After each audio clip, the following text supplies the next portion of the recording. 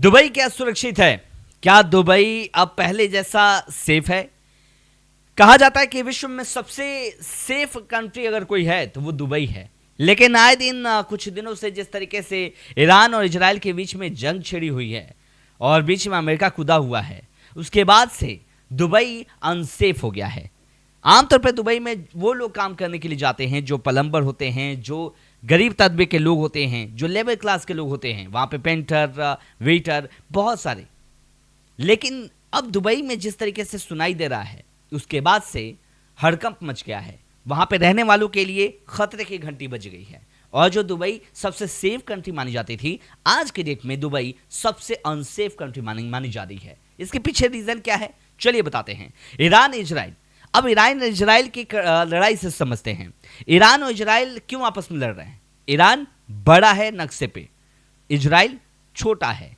लेकिन ईरान के पास क्या है कि परमाणु बम नहीं है। वो लगातार परमाणु बम बनाने की कोशिश में, फिराक में रहता है, जो कि अमेरिका को ये पसंद नहीं है और इजराइल को भी पसंद नहीं है। इजराइल जानता है कि ईरान अगर परमाणु बम बना लेता है तो इजराइल को चुटकियों में खत्म कर सकता है, साथ ही साथ दुबई पे भी अटैक कर सकता है।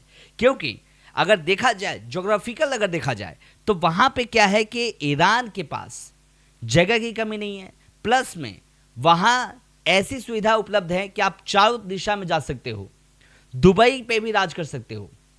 और यही रीजन है कि दुबई अभी जो है वो राज करता हुआ दिखाई दे रहा है। सारा गेम किंग मेकर का है, किंग का है।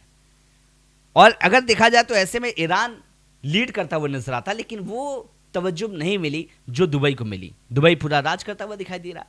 लेकिन दुबई को यह डर है कि अगर ईरान के पास वो पावर आ गया तो दुबई खतरे में आ सकती है। सिर्फ दुबई ही नहीं बल्कि इजराइल भी खतरे में आ सकता है। आसपास के जो छोटे छोटे देश हैं वो भी खतरे में आ सकते हैं, क्योंकि उनकी सोच अलग है। खैर, इस सोच से ही परे अब ईरान के पास क्या है कि खैमनई की मौत होने के बाद जो अमेरिका ने दावा किया, अमेरिका ने करा, इजराइल ने करा, खैमनई को मौत का घाट उतार दिया।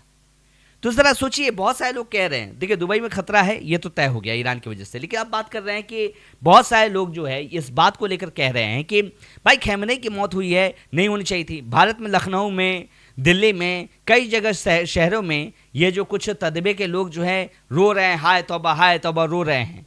मुझे समझ में नहीं आता कि भाई उस समय कहाँ थे जब भारत के हिंदुओं के साथ अत्याचार हो रहा था।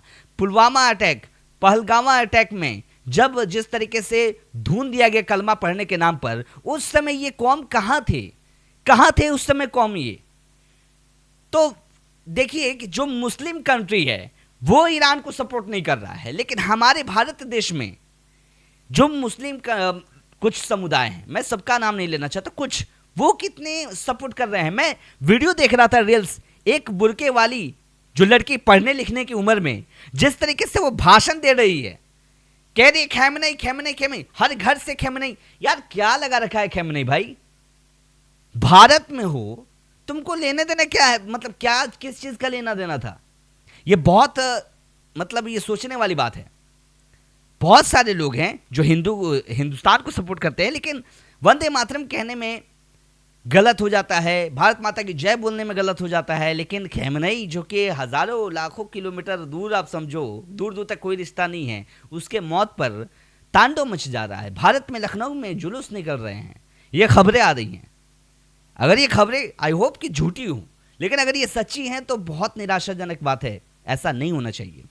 खैर, ईरान इजराइल का जंग अब कितना दिन तक चलेगा ये तो बात की बात है, लेकिन हाँ, जो भी है दुबई खतरे में है। दुबई इसलिए खतरे में है क्योंकि दुबई टारगेट पे है, और यही रीज़न है कि लगातार एयरपोर्ट पे हर जगह जो है वो बमबारी, बहुत सारी गोलीबारी देखने को मिल रही है, जो कि काफ़ी मुश्किल होता हुआ दिखाई दे रहा है। वेल दोस्तों, इन सब मैटर को लेकर आपकी क्या राय है? आप बताइए, क्या दुबई अभी भी सुरक्षित है या फिर असुरक्षित है? ज़रूर बताइएगा। चैनल पर नए हैं तो सब्सक्राइब, लाइक, शेयर, फॉलो जरूर कर लीजिएगा।